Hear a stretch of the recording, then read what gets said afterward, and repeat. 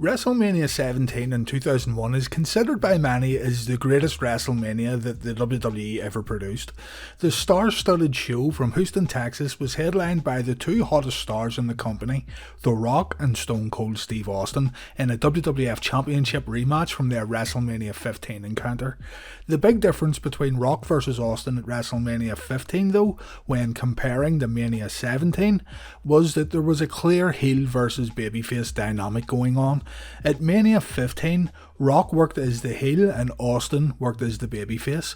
By the time Mania 17 had come around, The Rock's popularity had went into orbit, meaning he would be working at Mania 17 as a babyface. Steve Austin too was as popular as ever going into WrestleMania 17, so what we have here is a babyface versus babyface main event at the biggest show of the year. Rock vs Austin really did pit the two most popular superstars in the WWF against each other, something we don't frequently see nowadays at WrestleMania, so what we had here was something special. The WWF did try to add Deborah to the storyline, Austin's wife at the time, but she was thankfully taken out of the equation as WrestleMania 17 got closer. The main story going into the match was simple. Both men needed to win in order to prove they were the absolute best in the WWF. To be honest, the match didn't need anything else. Steve Austin and The Rock were so popular back then that no additional storylines or gimmicks would be necessary. Their history and popularity spoke for themselves. So, the main event of WrestleMania 17 then, after one of the WWF's best ever build-up videos had aired, we are told that the Mania main event will now be a no disqualification match, which was always great to hear back then, but this also meant that the dynamic of the match would change.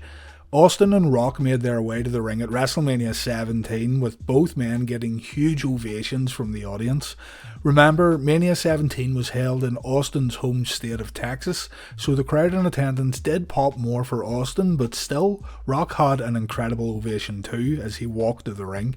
The pair went on to have a great match here. It was much more of a brawl in comparison to their previous encounters, and while some will prefer their Mania 15 match over this one, I still think Austin and Rock had a memorable match here, though it was really the ending that would stick with wrestling fans forever. Towards the end of the match, Vince McMahon walked down to the ring. What Vince would do here is anyone's guess. He wasn't a fan of Austin nor The Rock at the time. When The Rock hit the people's elbow on Austin, Vince jumped into the ring and broke up Rock's pinfall attempt. Austin was able to get The Rock on the mat, leading to Austin pointing to Vince and asking him for a steel chair. Vince obliged, and Stone Cold held up The Rock while Vince nailed him with the chair. Jim Ross and Paul Heyman on commentary tried to process what they were saying. Did Stone Cold Steve Austin just align himself with Vince McMahon? The Rock tried to fight back, kicking out of chair shots and Stone Cold stunners while it was becoming clearer and clearer that Vince and Austin were on the same page. The match ended with Austin totally brutalising The Rock with a steel chair. Austin became the new champion, and after the match, Steve Austin shook hands with Vince McMahon. Jim Ross said that Austin was shaking hands with the devil himself, while Paul Heyman said that Austin had sold his soul for the WWF Championship. Now, turning one of your most popular babyfaces into a heel can have excellent effects and results, but there's also the giant risk versus reward factor that comes into play. The prime example of a huge babyface turning heel with the heel turn paying off would be Hulk Hogan joining the NWO in 1996. This is also a great example of someone risking everything they had built up to that point in order to try something fresh and new. Steve Austin too was taking the same risk here. His merchandise sales had broken company records. He was loved everywhere he went. He was the biggest draw in the history of wrestling. Turning Austin heel was a huge risk, but one that Austin was willing to take. Austin felt that he needed to try it at the time, as the Stone Cold character had nowhere else to go. That being said, Austin would also call his heel turn one of his biggest mistakes in wrestling, saying the fans weren't ready for him to turn just yet, and it's hard to argue with his opinion here. Another good match that took place at WrestleMania 17 was the Triple H vs Undertaker showdown in the semi-main spot, the first of 3 WrestleMania matches between these two. Triple H's entrance was memorable, with Motorhead performing The Game as Hunter walked to the ring with purpose.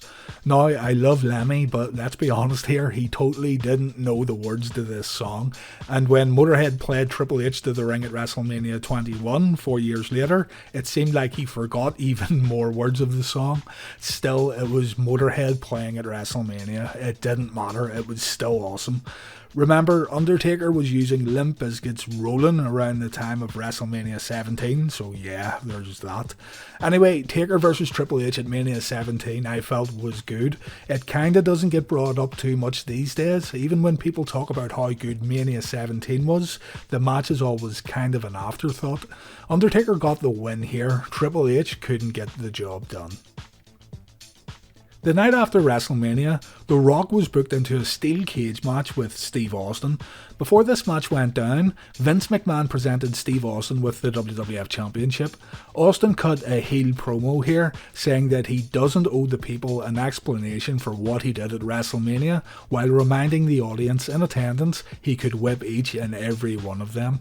Later on, Triple H approached Vince McMahon asking why he aligned himself with Austin.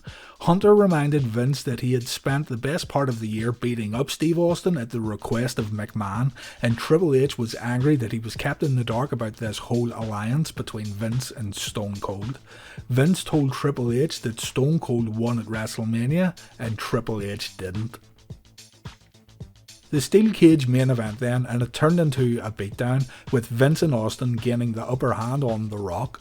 The Game's music played in the arena and the crowd popped. We all thought Hunter was coming to save the day and align himself with The Rock, but this didn't happen.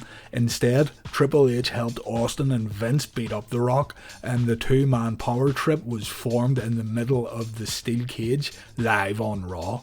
Austin and Triple H took a lot of pleasure in beating up The Rock, looking at each other and laughing as they destroyed the People's Champion.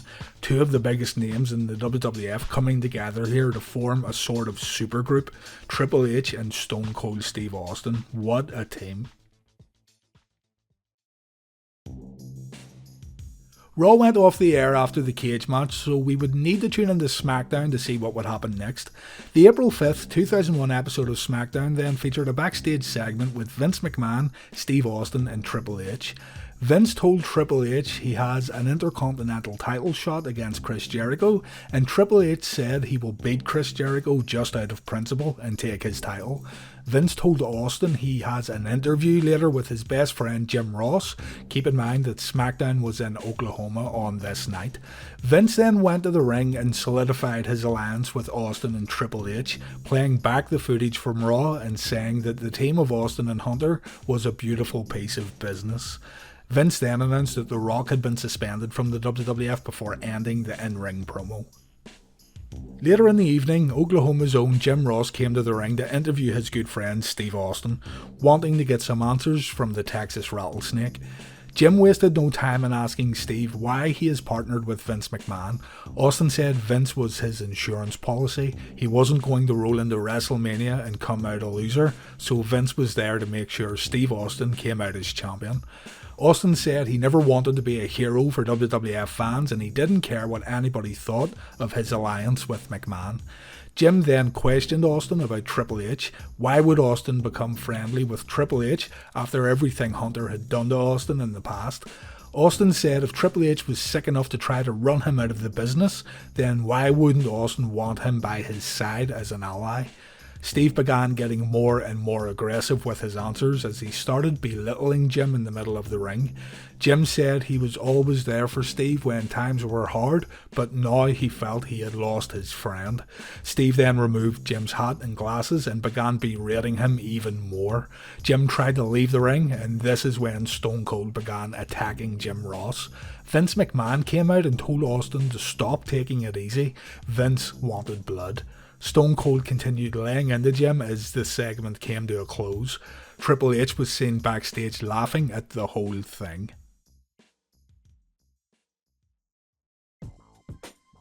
Next up, Hunter came out for his IC title shot against Chris Jericho. Jericho had the match won after hitting the lion salt, but Stephanie got on the apron to distract the ref. William Regal then came to the ring, and while Jericho was able to fend off attacks from both Regal and Stephanie, in the end it was too much and Triple H became the new IC champion. So now Austin was the WWF champion and Triple H was the IC champion. Steve Austin was watching the match backstage with a big smile on his face as he and Hunter now held the biggest singles titles in the WWF. Raw the following week started with Jim Ross entering the building. Vince McMahon said he wanted to have a discussion with Jim in his office before he went to work. In Vince's office a little later, Steve Austin showed up to make things uncomfortable. Vince told Jim that he wants to show him a tape. Vince then puts the tape on and of course it was a replay of Steve Austin beating him up on SmackDown. Jim Ross said to Vince he could just quit the WWF right now, which made Vince smile, saying that Jim was the quitting type anyway. Jim said if he quits, he will work for Shane in WCW, which made Vince quickly change his mind. Jim then walked out to the arena and resumed his commentary duties. Later in the evening, Linda McMahon called Vince to the ring to announce that she wanted a divorce. When Lita congratulated Linda, Vince McMahon got angry and booked Lita and the Hardy Boys against Stone Cold Steve Austin, Triple H and Stephanie McMahon.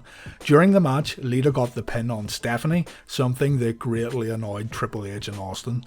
The two-man power trip then led a beating into Lita and the Hardy Boys, destroying Team Xtreme here with pedigrees, Stone Cold Stunners and steel chairs as Raw went off the air. The April 12th edition of SmackDown kicked off with Austin and Triple H cutting a promo. Triple H said that he and Austin were the biggest names in the WWF. Together they were unstoppable, and they have proved that by taking control of the WWF and Intercontinental Championships. As Steve Austin took control of the mic, Jeff Hardy hit the ring and took out Austin and Hunter with a steel chair before delivering a twist of fate on Stephanie. Triple H demanded a match against Jeff Hardy, saying he doesn't care if his IC title is on the line. During the main event match, Matt Hardy interfered and cost Triple H the IC title. Michael Cole called this the upset of the decade on commentary. Triple H then would try to get some revenge the following week on Raw. The rematch was booked into the main event spot.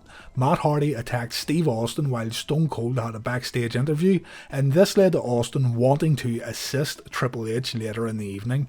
Triple H asked Austin to stay out of his match later in the night, and Matt Hardy too was also barred from ringside. During the match, Stone Cold attacked Matt backstage before making his way to the ring. Triple H nailed the pedigree to reclaim his Intercontinental title, leading to another beatdown from the game and Stone Cold. The Brothers of Destruction came out to help the Hardys when it looked like Lita was again going to get taken out. As Undertaker and Kane got in the ring, the two-man power trip got out of harm's way and retreated. The Brothers of Destruction won the Tag Team Championships that same week on SmackDown, but after their victory, Austin and Triple H hit the ring and attacked Undertaker. Both men got out of dodge when Kane noticed what was going on, but a message was sent here. The next big feud for Austin and Hunter would be against Undertaker and Kane, and at Backlash 2001, all the titles would be on the line as Austin and Triple H took on the Brothers of Destruction in the main event. Vince McMahon had to make Hunter and Austin put their respective singles titles on the line too in the Backlash main event due to Linda McMahon forcing a compromise. On the Raw episode just before Backlash, the two-man power trip teamed up with Edge and Christian to take on the Hardy Boys and the Brothers of Destruction. Triple H got the pin on Matt Hardy. Backlash 2001 then from Chicago's All-State Arena. The winner-takes-all tag team match was an interesting concept. If the two-man power trip won the match, they would become the new tag team champions. If Kane or Undertaker got the win, they would receive both the IC title and the WWF Championship. If Austin got pinned, Whoever pinned him would be the WWF champion, and the other brother of Destruction would be the IC champion. Same goes for Triple H. If Hunter got pinned, whoever pinned him would be the IC champion, and the other brother would become the WWF champion. Anyway, things needn't have been so complicated. Triple H and Steve Austin won the match and became the WWF Tag Team Champions after Vince McMahon interfered. The two-man power trip now held the WWF Championship, the IC Championship, and the WWF Tag Team Championships. They seemed completely invincible. This was a really fun main event also. I know people aren't overly fond of Austin's time as a heel here, but this match is definitely worth your time. This wouldn't be the end of the Brothers of Destruction versus the Power Trip feud though. The four men would continue to work together in the run up to the next pay-per-view, Judgment Day 2001. Undertaker was granted a title shot against Austin at the pay-per-view, and the feud got turned up a notch when Austin got Undertaker's wife Sarah involved by planning an elaborate hoax, leading to the Undertaker believing that Sarah was involved in a car accident. I should also briefly mention that the UK exclusive Insurrection show on May 5th, 2001 that occurred just before Judgment Day featured the two-man power trip taking on The Undertaker in a handicap match. If Undertaker pinned Austin, he would become the WWF champion, and for whatever reason, Undertaker pinned Triple H, winning the match but not the championship. Judgment Day 2001 next, Kane would get a shot at Triple H's IC title in a chain match, while The Undertaker would get a chance at Stone Cold's WWF Championship. William Regal informed Austin that his match would be no holds barred, something that didn't bother the Texas Rattlesnake too much. Anyway, Triple H lost the Intercontinental Championship when Steve Austin accidentally hit him with a steel chair, a spot that didn't look too great, but anyway, Triple H was fuming after the match backstage. Still, Triple H and Vince McMahon came out to help Steve Austin during his title match with The Undertaker. Austin again made a mistake when he accidentally hit Vince this time with a steel chair, but Triple H was able to level Undertaker with a sledgehammer, resulting in a pinfall win for Austin. The following night on Raw, Steve Austin was interrupted by Chris Jericho with Y2J calling Stone Cold a sellout. Jericho and Chris Benoit won a tag team turmoil match at Judgment Day that gave them a tag team title shot at Austin and Triple H. The teaming of Jericho and Benoit was also quite unlikely. The two had been feuding in the WWF but had found a common enemy in Commissioner William Regal, leading to Benoit and Jericho becoming a tag team within the WWF that were more than capable of putting on good matches. Anyway, Jericho and Benoit stormed the ring during this opening promo, and later in the night we would have a tag title match between the two teams. This Raw main event would spell the end for the two-man power trip. The match itself was excellent, but towards the end of the showdown, Chris Jericho put the walls of Jericho on Steve Austin. Triple H slid into the ring to try to break up the move, but he fell over awkwardly and tore his quadricep in the process. Somehow Triple H continued the match, even getting put in the walls of Jericho on the announce table. Benoit and Jericho won the tag titles when Triple H accidentally hit Austin with his sledgehammer. Triple H would require surgery, taking him out of wrestling for 8 months while ending the McMahon-Helmsley era, ending his chances of getting involved in the impending Invasion storyline, and ending the two-man power trip. Steve Austin would continue working as a heel, swaying back and forth during the Invasion angle. And that was the two-man power trip in the WWF, as brief as it was. You can see here that they were booked really strongly during their time together, bringing chaos and destruction to the WWF as a dominant heel tag team. While it's a shame that things ended the way they did, I'm also fairly confident in saying that the storyline would have been ending soon anyway. Austin and Triple H had inadvertently cost each other matches, and this is always the telltale sign that things are coming to an end soon anyway, so I don't think it would have went on much longer. It would have been interesting to see the Austin-Triple H dynamic during the Invasion storyline, but there wasn't much that could have been done to save that whole angle anyway.